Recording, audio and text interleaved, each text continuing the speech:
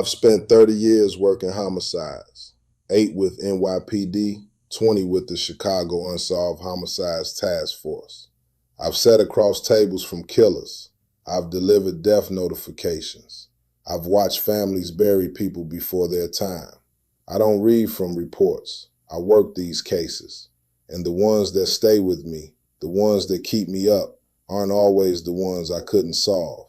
Sometimes they're the ones where somebody said they solved it, and they were wrong, and an innocent person went to prison, and the real killer walked free for years, sometimes for decades. Today I'm talking about one of the most documented, most studied, and most preventable failures in the American criminal justice system. A man who lost 17 years of his life to a wrongful conviction. A lookalike who was out there the whole time. A detective who decided early, too early, and then worked backward from that decision. And a system that made it too easy to convict and too hard to correct. This case matters because it isn't unique. The Innocence Project, a nonprofit that has used DNA evidence to exonerate wrongfully convicted people since 1992, has documented over 375 exonerations in the United States as of recent reporting. In more than 69% of those cases, eyewitness misidentification played a role. That's the single leading contributing factor. Not bad DNA analysis, not coerced confessions, eyewitnesses, people who genuinely believed they were telling the truth, people who were wrong. If you're new here, subscribe before we go further. I cover real cases, I cover real patterns, and I don't sugarcoat what the evidence shows, even when that evidence points at the system itself. Let me tell you how this happens. A crime occurs. It's violent. It's traumatic. A witness sees something, a face, a body type, a jacket. The brain is not a camera. Under stress, the human memory does not record cleanly. Neuroscience has documented this. The amygdala, the part of the brain that processes fear, actually interferes with the hippocampus, which handles memory encoding. High-stress situations produce fragmentary, compressed memories. Details blur, features merge. The mind fills gaps with assumptions. The witness is brought to a police station. They're shown a lineup, either in person or through photographs. And here is where procedure matters enormously. If the lineup is simultaneous, all photos shown at once, the witness doesn't necessarily identify who they remember. They identify who looks most like what they remember. That's a relative judgment. It is not the same thing as recognition. Research from the American Psychology Law Society and from studies conducted at major universities over the past 3 decades has confirmed this distinction repeatedly. When witnesses make a simultaneous identification, their error rate is measurably higher than when they use a sequential procedure, photos shown one at a time. Sequential identification forces an absolute judgment. Did I see this person? Yes or no? Not, is this the closest match? The second procedural flaw is administrator influence. If the detective running the lineup knows who the suspect is, they can, consciously or not, telegraph information. A slight pause, a repeated question, an encouraging tone when the witness hovers near the suspect's photo. This is not always deliberate. It can be entirely unconscious, but it shapes outcomes. Double-blind administration, where the person running the lineup doesn't know which photo is the suspect, reduces this contamination. It's a simple fix. It costs nothing. And for years, many departments didn't use it. That's the setup. Now let's talk about what happened inside the investigation. A detective catches a case. Let's say it's a robbery homicide. There's a witness. The witness describes a black male, approximately 6 feet tall, medium build, early to mid-30s, wearing a dark jacket. That description fits a significant portion of the adult male population in any major American city. But investigators pull names. Someone comes up. Prior record, lives nearby, vaguely fits the description.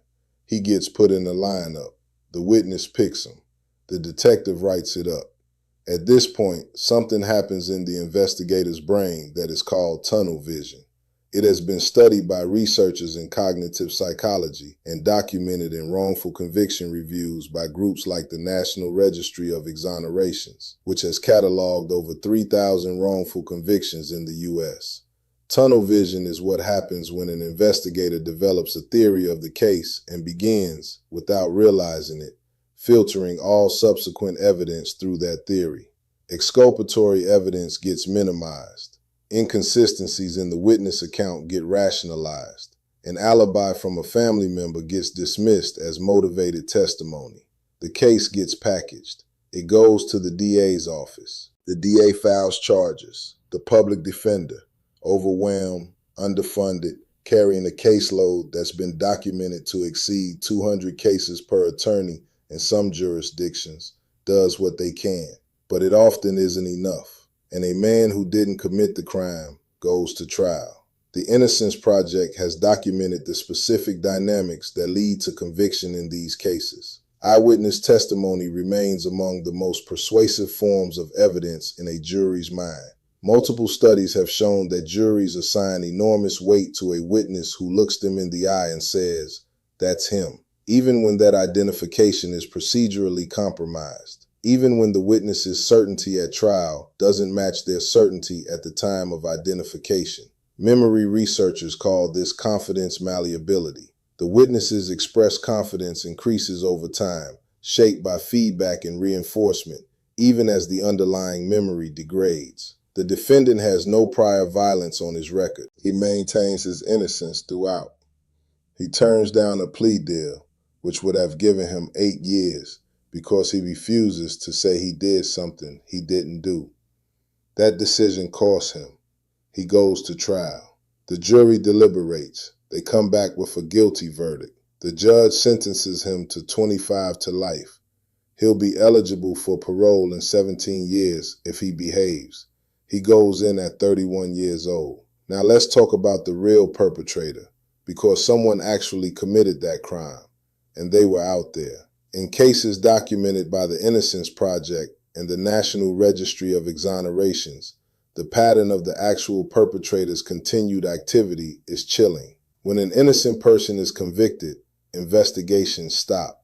The case is closed. The real perpetrator, who now knows someone else took the blame, continues on. Sometimes they commit additional offenses. Sometimes they stay low, but they are free. And the person in prison knows every single day that the person responsible is out there living their life. The lookalike dynamic is documented in multiple wrongful conviction cases. In the case of Marvin Anderson in Virginia, exonerated in 2002 after serving 15 years, the real perpetrator had actually claimed responsibility and testified on Anderson's behalf, and was still not believed. In the case of Ronald Cotton in North Carolina, exonerated in 1995 after serving over 10 years, the actual perpetrator, Bobby Poole, bore a significant physical resemblance to Cotton and had even bragged about the crime to other inmates. Jennifer Thompson, the victim who identified Cotton, later wrote a book with him,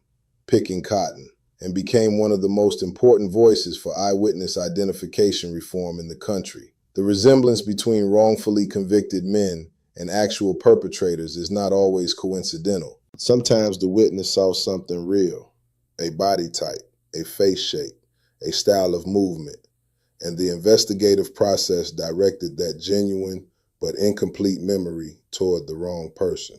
The brain found the closest match in the lineup. The lineup wasn't built carefully enough to prevent that error, and the procedural guardrails that might have caught it weren't in place. In our case, the lookalike comes into focus years later.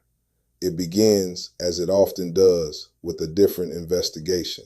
Law enforcement in a neighboring jurisdiction is working a separate case. In the course of that work, a name surfaces. A man with a physical profile that matches the original crime description almost exactly. Same height, same build, same approximate age at the time. When photographs of this man are placed next to photographs of the convicted man from the same period, investigators who look at them note the resemblance. Not twins, but the kind of similarity that, under stress and poor lighting, across a crowded space, could easily produce a mistaken identification. This new man has a history, not the kind that gets polished in a press release, the kind that gets buried in arrest records across multiple counties. He was in the area at the time of the original crime. He had no verified alibi for the night in question. And when investigators began pulling threads, what unraveled was not exculpatory for him. The man in prison had been trying to get someone to listen for years. His family had hired a private investigator. They had submitted letters to the Conviction Review Board. They had contacted attorneys. Post-conviction relief in the American system is brutally difficult to obtain. The standard isn't innocence. It's whether the original trial was constitutionally fair. A man can be factually innocent and still not meet the legal threshold for a new trial. This is a documented gap in the system, identified by legal scholars, by the Innocence Project, and by bar associations across the country. But DNA doesn't care about legal standards. It cares about biology. Biological evidence from the original crime scene had been collected, logged, and crucially, preserved. Not all jurisdictions preserve evidence. Some destroy it after conviction. The loss of that evidence means the loss of any future ability to test it. Advocates have pushed for mandatory evidence preservation laws in every state, with mixed results. In this case, the evidence existed. It had been in a storage facility, cataloged, untouched for nearly 2 decades. When the testing was done, the results were unambiguous. The DNA found at the crime scene did not belong to the man in prison. It belonged to the man who has since surfaced in the neighboring jurisdiction's investigation. The match was confirmed. The biological evidence placed the actual perpetrator at the scene. It placed the wrongfully convicted man nowhere. After 17 years, the conviction was vacated. He walked out of the facility at 48 years old. He had gone in at 31. His children had grown up visiting him behind glass. His mother had died while he was incarcerated. She never saw him exonerated. He had spent 17 years maintaining his innocence to parole boards who told him that denial of guilt was an obstacle to release. He refused to lie. It kept him incarcerated longer. This is one of the patterns the Innocence Project has documented repeatedly. The parole system, as structured, often incentivizes false admissions of guilt. An incarcerated person who acknowledges the crime and expresses remorse is statistically more likely to be granted parole than one who maintains innocence. For someone who is actually innocent, this creates an impossible choice: lie to get out or tell the truth and stay in. Many wrongfully convicted individuals have described this as an additional layer of psychological torture layered on top of the conviction itself. Now let's talk about the detective, because this is where the conversation gets complicated, and I need you to hear the complication without flinching from it. In many documented wrongful conviction cases, the investigating detective was not corrupt. They were not planting evidence. They were not deliberately framing an innocent person. What they were was certain, and certainty in an investigation can be more dangerous than doubt. Doubt makes you check. Doubt makes you question.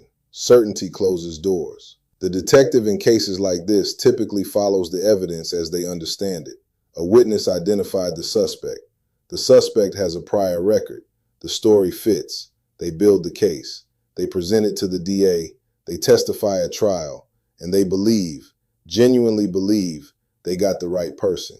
This is documented in post-exoneration interviews conducted with law enforcement officers in Innocence Project cases. Many of them expressed shock at the DNA results. Some continued to maintain the convicted person was guilty even after exoneration. This is not malice. This is something more systemic. It is the product of inadequate training in cognitive bias. It is the product of institutional pressure to clear cases. It is the product of a legal system that treats a conviction as a conclusion rather than a hypothesis to be continually tested. When we design a system that rewards closures and punishes re-examination, we build in the conditions for wrongful convictions to occur and to persist. The reforms that have come out of cases like this are real and documented. More than 30 states have passed legislation reforming eyewitness identification procedures, requiring sequential lineups, mandating double-blind administration, requiring recording of the identification process.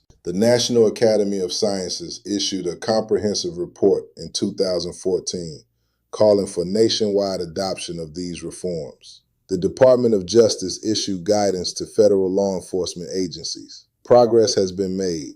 It has not been fast enough. The Innocence Project estimates that between 2.3% and 5% of all criminal convictions in the United States may involve innocent defendants. With over 2 million people currently incarcerated, that range represents tens of thousands of individuals. People with names, people with families, people who have been told by courts, by parole boards, by the system itself that they are guilty of things they did not do. This is not a problem at the margins of justice. This is a problem at its center. There is something I've learned in 30 years of this work. The system is built by human beings. It inherits all the flaws that human beings carry, the biases, the blind spots, the need for resolution, the discomfort with uncertainty. Acknowledging those flaws is not an attack on law enforcement. I was law enforcement. I take that seriously. Acknowledging the flaws is how you fix them. Pretending they don't exist is how you let them continue. The man exonerated after 17 years is alive. He has filed a civil lawsuit. He has spoken to legislators. He has appeared before conviction review boards to advocate for others still inside. He has, by every account, refused to be destroyed by what was done to him. That kind of resilience is not something the system gave him.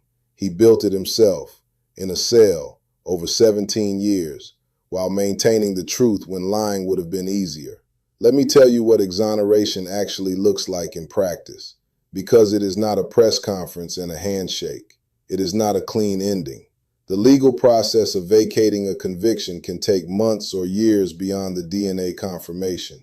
There are hearings, there are filings, there are motions that get denied and refiled. Defense attorneys and innocence organizations work for free or near free on cases like this because no one else will take them. The exonerated person sits and waits through every procedural delay, knowing what the science already confirmed, watching the calendar move while lawyers argue in rooms they'll never see. When release finally comes, it is frequently without compensation. Some states have wrongful conviction compensation statutes. As of recent reporting, roughly 37 states have some form of compensation law on the books. But the caps, the eligibility requirements, and the bureaucratic processes attached to them vary enormously. Some cap compensation at $500,000 regardless of years served. Some require a separate civil lawsuit that takes additional years. Some have no statute at all, leaving the exonerated person with nothing except the time they lost. Financial compensation cannot restore a person's 30s. It cannot restore the years watching their children grow up through visitation glass. It cannot give back the decade and a half of wages, opportunities, relationships, and health. Exonerees have higher rates of PTSD, depression, and physical illness compared to the general population. This has been documented in academic research. Many struggle to reintegrate into a society that changed substantially while they were gone. The digital economy, smartphones, social media, changes in neighborhoods and institutions, all of it moved forward without them. Reentry services for the wrongfully convicted are minimal and inconsistent. This is the full cost of a wrongful conviction. It is not just the years, it is everything those years contain. Before we close, if this kind of investigative breakdown matters to you, if you want to understand how the system fails and what people are doing to fix it, subscribe. I release new episodes every week. Share this one if you know somebody who thinks the justice system is infallible. It isn't. The data says so. The cases say so. The actual perpetrator in this case was charged. The case moved through the system. The DNA evidence was central. The defense attempted to raise doubt, as defense attorneys are constitutionally obligated to do. The jury, this time, had biological evidence that was not present at the original trial. The outcome was different. But here's the thing I want to leave you with. The original trial also had a jury. Those 12 people also deliberated in good faith. They also weighed the evidence as they understood it. They came to a conclusion that was wrong, not because they were bad people, but because the evidence they were given was incomplete, and the procedures that could have prevented the misidentification were not in place. Justice is not automatic. It is not guaranteed by good intentions. It requires good procedures, rigorous standards, and the willingness to question conclusions even after they've been reached. Every exoneration is proof of that. Every wrongful conviction is a test that the system failed. 17 years. That is what this case cost one man. That is what tunnel vision, flawed lineup procedures, and an unchecked certainty produced. And somewhere out there right now, there are other cases with the same fingerprints. Other investigations where a detective decided too early. Other lineups where the procedure was wrong. Other men and women in cells who are innocent. That's why this work matters. That's why the Innocence Project matters. That's why knowing how the system actually works, not how we wish it worked, is not optional. It is necessary. I'm Marcus Cole. I work these cases, and I'll keep talking about them until the system learns to do better.